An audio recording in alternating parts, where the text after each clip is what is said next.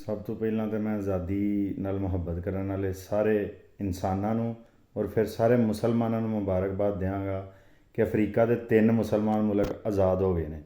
ਮਾਲੀ ਨੇ ਆਪਣੀ ਸਰਕਾਰੀ ਜ਼ਬਾਨ ਫਰੈਂਚ ਸੀ 1960 ਤੋਂ, ਉਹ ਖ਼ਤਮ ਕਰਕੇ 13 ਮਾਦਰੀਆਂ ਜ਼ਬਾਨਾਂ ਨੂੰ ਜਿਹੜਾ ਉਹਨਾਂ ਨੇ ਸਰਕਾਰੀ ਜ਼ਬਾਨ ਕਰਾਰ ਦੇ ਛੜਿਆ। ਬੁਰਕੀਨਾ ਫਾਸੋ ਨੇ ਕਿਹਾ 72 ਘੰਟੇ ਦੇ ਵਿੱਚ ਅਮਰੀਕੀ ਫੌਜ ਸਾਡੇ ਮੁਲਕ 'ਚੋਂ ਨਿਕਲ ਜੇ। ਨਾਈਜਰ ਨੇ ਵੀ ਫਰਾਂਸ ਦੀ ਗੁਲਾਮੀ ਤੋਂ ਆਜ਼ਾਦੀ ਦਾ ਐਲਾਨ ਕਰ ਛੜਿਆ। ਔਰ ਇਹ ਸਾਰਾ ਕੁਛ ਰੂਸ ਦੀ ਮਦਦ ਨਾਲ ਹੋ ਰਿਹਾ। ਅੱਲਾ ਪੁਟਨ 'ਤੇ ਰਹਿਮ ਕਰੇ, ਅੱਲਾ ਰੂਸ 'ਤੇ ਰਹਿਮ ਕਰੇ। ਪਹਿਲਾਂ ਵੀ ਸੋਵੀਅਤ ਯੂਨੀਅਨ ਨੇ ਸਾਨੂੰ ਆਜ਼ਾਦੀ ਦਵਾਈ ਸੀ। ਜੇ 1947 ਦੇ ਵਿੱਚ ਰੂਸ ਦਾ ਡਰ ਨਾ ਹੁੰਦਾ ਤਾਂ ਅੰਗਰੇਜ਼ ਨੇ ਸਾਨੂੰ ਆਜ਼ਾਦੀ ਨਹੀਂ ਸੀ ਦੇਣੀ। ਇੱਕ ਤਾਂ ਜਰਮਨੀ ਨੇ ਧੋਨਾ ਚਾੜਿਆ ਸੀ ਨਾ ਇਹਨਾਂ ਨੂੰ, ਦੂਜਾ ਡਰ ਸੀ ਰੂਸ ਦਾ, ਤੀਸਰਾ ਡਰ ਸੀ ਚੀਨ ਦਾ। ਚੀਨ ਵੀ ਆਜ਼ਾਦੀ ਦਾ ਜੰਗ ਲੜ ਰਿਹਾ ਸੀ। ਜੇ ਚੀਨ ਆਜ਼ਾਦ ਹੋ ਜਾਂਦਾ ਤਾਂ ਇਹ ਇੰਡੀਆ ਨੂੰ ਆਜ਼ਾਦੀ ਨਾ ਦਿੰਦੇ। ਆਜ਼ਾਦੀ ਇਹਨਾਂ ਨੇ ਕੀ ਦਿੱਤੀ? ਇਹਨਾਂ ਸਾਡੇ 2 ਟੋਟੇ ਕਰਕੇ ਸਾਨੂੰ ਆਪਸ 'ਚ ਲੜਾ ਦਿੱਤਾ।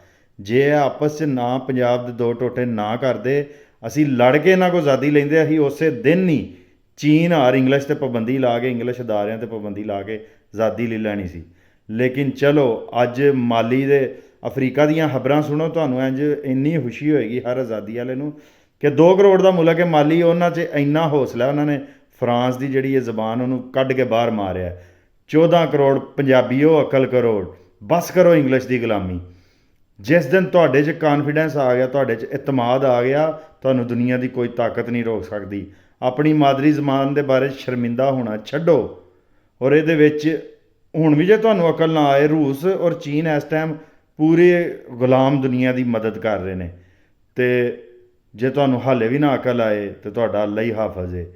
ਅਤੇ ਆ ਜਿਹੜੇ ਚਮੂਣੇ ਕਹਿੰਦੇ ਨੇ ਕਿ ਇੰਗਲਿਸ਼ ਤਰੱਕੀ ਵਾਸਤੇ ਜ਼ਰੂਰੀ ਹੈ, ਜਾਓ ਜਾ ਕੇ ਅਫਰੀਕਾ ਦੀਆਂ ਖਬਰਾਂ ਪੜ੍ਹੋ। ਉੱਥੇ ਇੱਕ ਤੋਂ ਬਾਅਦ ਦੂਸਰੀ ਹੁਕੂਮਤ ਜਿਹੜੀ ਹੈ ਨਾ, ਉਹ ਅਮਰੀਕਾ ਨੂੰ ਔਰ ਫਰਾਂਸ ਨੂੰ ਜਵਾਬ ਦੇ ਰਹੀ ਹੈ।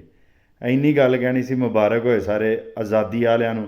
ਆਪਣੀ ਮਾਂ ਬੋਲੀ ਨਾਲ, ਆਪਣੀ ਜ਼ਬਾਨ ਨਾਲ, ਆਪਣੀ ਤਹਿਜ਼ੀਬ ਨਾਲ, ਆਪਣੇ ਲਿਬਾਸ ਨਾਲ ਮੁਹੱਬਤ ਕਰਨ ਵਾਲੇ ਸਾਰੇ ਆਜ਼ਾਦੀ ਦੇ ਸ਼ੇਰਾਂ ਨੂੰ ਮੁਬਾਰਕ ਹੋਏ।